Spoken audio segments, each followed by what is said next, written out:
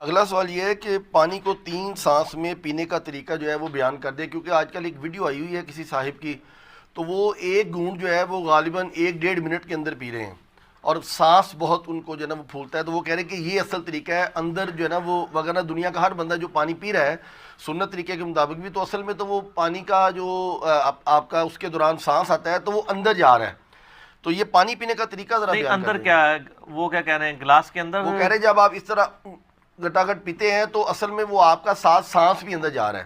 نہیں، اس طرح نہیں ہے، پتہ نہیں ان کو کس نے یہ پڑھا دیا ہے۔ دیکھیں جی، صحیح بخاری اور مسلم میں حدیث ہے، نبی علیہ السلام یعنی 3 سانس کے اندر پانی پیا کرتے تھے۔ پانی کے آغاز میں بسم اللہ الرحمن الرحیم اور اینڈ پہ الحمدللہ، یہ تو سنت تواتر کے ساتھ چل رہی ہے۔ مسلم شریف کے الفاظ ہیں کہ 3 سانس، پانی پینے کے دوران 3 سانس لیا کرتے تھے نبی علیہ السلام۔ تو وہ یہ ہے کہ آپ یعنی پانی پیا، سانس لیا برتن ہٹا کے، پھر دوسری بار پیا، پھر سانس لیا، پھر تیسری بار پیا، پھر سانس لیا، پھر چوتھی بار پیا، یہ بھی درست ہوگا، یا تیسرا سانس اینڈ پہ لے لیں وہ بھی درست ہوگا۔ سانس والا جو ایشو ہے وہ یعنی برتن کے اندر، اس سے تو نبی علیہ السلام نے منع فرمایا۔ میں نے جو پہلے حدیثیں بیان کی ہیں، ابو داؤد کے اندر اور ابن ماجہ کے اندر حدیث موجود ہے کہ نبی صلی اللہ علیہ وآلہ وسلم نے برتن میں سانس لینے سے، پانی میں یعنی پھونک مارنے سے منع فرمایا۔ تو پھونک تو خود بخود ہو جائے گی، جب آپ بیچ میں سانس لے رہے ہوں گے تو ان کو اب سائنس نہیں نہ آتی، پانی پیتے ہوئے آپ جب سانس بیچ میں لے رہے ہوں گے تو پھونک ہی آ رہی ہوگی نا، پھونک چاہے منہ سے مارے چاہے ناک سے، وہ سانس تو نکالنا پڑے گا۔ اور پھر جو دوسری حدیث میں نے ابو داؤد اور ترمذی کی پیش کی ہے کہ نبی علیہ السلام نے فرمایا کہ برتن کے اندر کوئی چیز ہو تو اس کو نکال لو اور برتن کو الگ کر کے سانس لو، کیونکہ پھونک مارنے کے زمرے میں ہی آ جائے گا یہ۔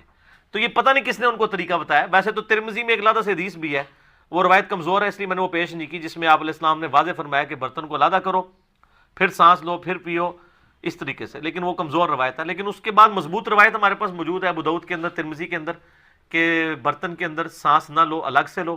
اور جو ابو داؤد اور ابن ماجہ کی میں نے حدیث بتائی ہے کہ نبی صلی اللہ علیہ وآلہ وسلم نے پانی میں پھونک مارنے سے منع فرمایا۔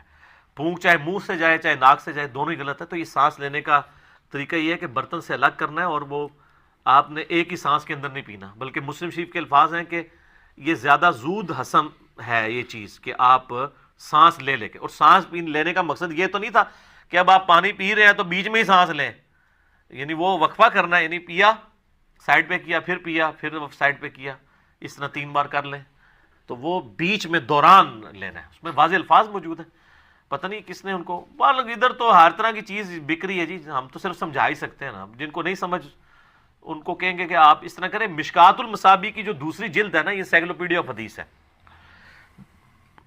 دوسری جلد کے اندر اینڈ پہ جا کے ایک چیپٹر آ جائے گا مشروبات کا بیان، اس میں یہ ساری حدیثیں آپ کو انٹریکشن فارم میں مل جائیں گی، تو آپ کو پتہ چل جائے گا قرآن و حدیث سے۔ جب اچھا یہ آپ نے جو کلپ دیکھا ہے، انہوں نے حدیث کا انٹرنیشنل نمبر کیا بتایا تھا؟ نہیں، حدیث کا انٹرنیشنل نمبر تو انہوں نے کوئی نہیں بتایا۔ کیوں؟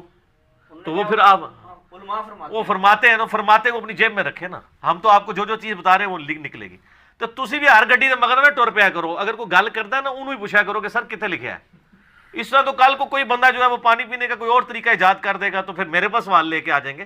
سوال ان سے پوچھیں جو ڈیوائز کر رہے ہیں، ہم سے آپ جرنل پوچھیں کہ سنت طریقہ بتا دیں، ہم بتا دیں گے۔ جب وہ بتا رہے ہیں ان سے پوچھیں کہ انہوں نے کہاں ہی پڑھا ہے، وہ تو صحیح الاسناد حدیث کے بالکل خلاف ہے۔ جب پھونک مارنے سے منع کر دیا، سانس لینے سے منع کر دیا، تو ہر چیز بیچ میں منع ہوگی، بیچ میں نہیں لینا، الگ سے لینا۔